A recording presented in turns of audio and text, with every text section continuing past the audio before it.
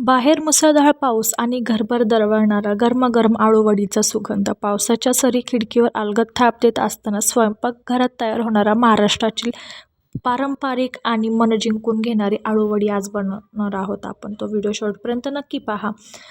तर इथे सर्वात प्रथम मिक्सरच्या भांड्यामध्ये अद्रक, लसूण, कोथिंबीर, मिरची याची पेस्ट करून घेतलेली आहे. त्यानंतर आळूचे जे पानं आहेत ते असे मी चिरून घेतलेले आहेत. त्यानंतर कढईमध्ये 1 तांब्या पाणी टाकून 15 मिनटं बारीक गॅसवरती ते उकळून घेणार आहे. इथे जे चिरलेले आळूचे पानं जे आहेत त्यामध्ये मी इथे अद्रक, लसूण, कोथिंबिरीची जी पेस्ट आहे, मिरचीची पेस्ट आहे ती मी इथे टाकून घेतलेली आहे, तुम्ही पाहू शकता. त्यानंतर मी इथे पांढरे तीळ टाकून घेतलेले आहेत. चव येण्यासाठी असं लिंबू पिळत आहे. त्यानंतर लिंबू पिळल्यानंतर मी इथे मिरची पावडर, हळद, धना पावडर हे जे मसाले आहेत आपले बेसिक ते टाकून घेतलेले आहेत आणि चवीनुसार मीठ टाकून घेतलेले आहे. आणि मी ते कांदा लसूण मसालासुद्धा टाकलेला आहे. आणि बेसन जे आहे जितकं आपलं आळूचे जे पानं चिरलेले आहे तितकंच बेसन टाकायचं आहे, जेणेकरून बेसन जास्त नाही लागलं पाहिजे. आळूचे जे पानांची जी टेस्ट आहे ती पूर्ण आली पाहिजे. तुम्ही पाहू शकता अशा प्रकारे मी जे आहे ते मिश्रण ते एका प्लेटमध्ये सर्व मिक्स करून घेत आहे. एका लेवलमध्ये सगळं केलेलं आहे. पाणी तुम्ही पाहू शकता कढईमधलं उकळलेलं आहे. त्यामध्ये मी हे असं आपलं जे आळूच्या वडीचं जे बॅटर आहे ते मी इथे वाफेवरती शिजवून घेतलं आहे 15 ते 20 मिनटं. त्यानंतर हे जे आपलं आळूवडीचं जे बॅटर आहे ते चांगलं शिजलेलं आहे, तुम्ही पाहू शकता अशा प्रकारे. आणि त्यानंतर ह्याचे बारीक बारीक काप मी इथे करून घेतलेले आहे चौकोनी शेपमध्ये. आणि ते मस्त असे आता कढईमध्ये गरमागरम तळून घेणार आहे. तुम्ही पाहू शकता कढईमध्ये मस्त हे अशा प्रकारे तळून घ्यायचे आहेत. बाहेरून पूर्ण असे खरपूस आणि आतून अशी मऊ अशी मस्त आपली आळूवडी तयार होते, तुम्ही पाहू शकता. अशा प्रकारे मी बारीक गॅस मोठा गॅस असे करून जे आपली आळूवडी जी आहे ती चांगली तळून घेतलेली आहे, तुम्ही पाहू शकता.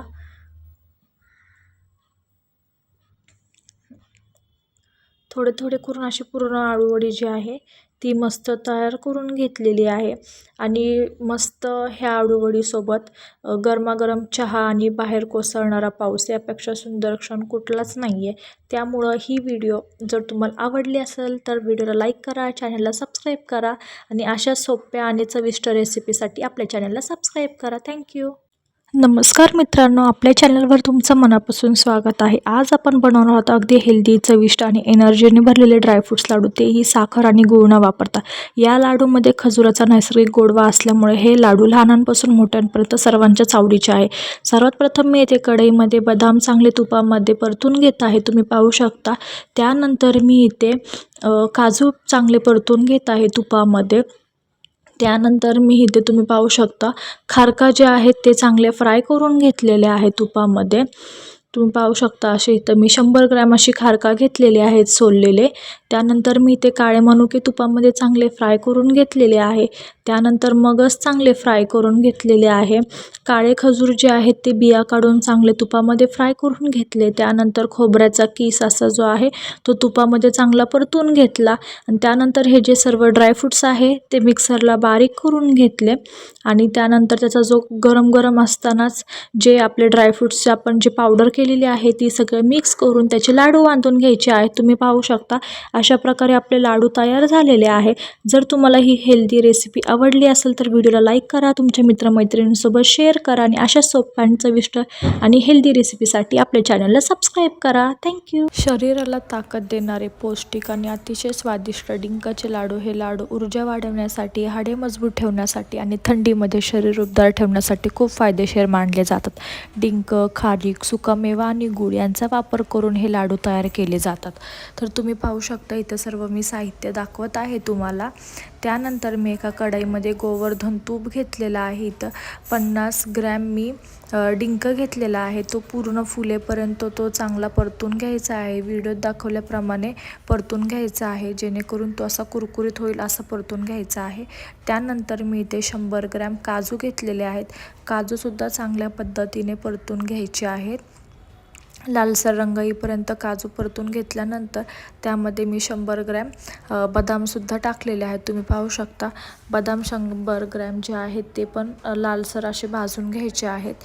पूर्ण भाजल्या झाल्यानंतर मी इथे 50 ग्रॅम मी मनुके घेतलेले आहेत. मनुकेसुद्धा असे व्हिडिओ दाखवल्याप्रमाणे फुलले पाहिजे.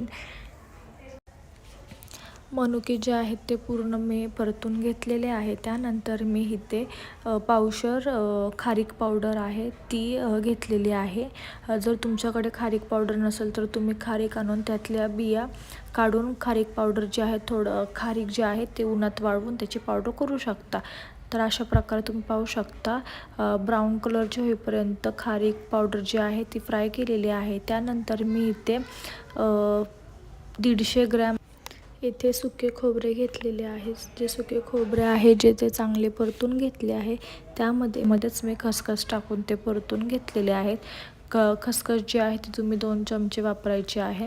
खसखस आणि खोबरं चांगलं मंद आचेवरती भाजून घ्यायचं आहे 2 ते 3 मिनिटं, जेणेकरून जो कच्चेपणा आहे खोबऱ्यामधला तो जाईल आणि खसखसमधला. तुम्ही व्हिडिओ दाखवल्याप्रमाणे पाहू शकता मी अशा प्रकारे पूर्ण खसखस आणि खोबरं जे आहे ते भाजून घेतलेलं आहे. त्यानंतर आपण जे खोबरं आणि खसखस जे परतून घेतलेलं आहे ते पूर्ण मिक्सरला बारीक पावडर त्याची करून घ्यायची आहे. आबडधोबड पावडर केली तरी चालेल. त्यानंतर येथे मी काजू, बदाम आणि जे आपण डिंक जे फ्राय केलेलं होतं ते सुद्धा मिक्सरला बारीक करून घेतलेलं आहे. तुम्ही पाहू शकता व्हिडिओ दाखवल्याप्रमाणे असं मिक्सरला मी पूर्ण बारीक करून घेतलेलं आहे. त्यानंतर यामध्ये मी येथे जी खारीक पावडर आहे आपण भाजून घेतलेली ती आहे.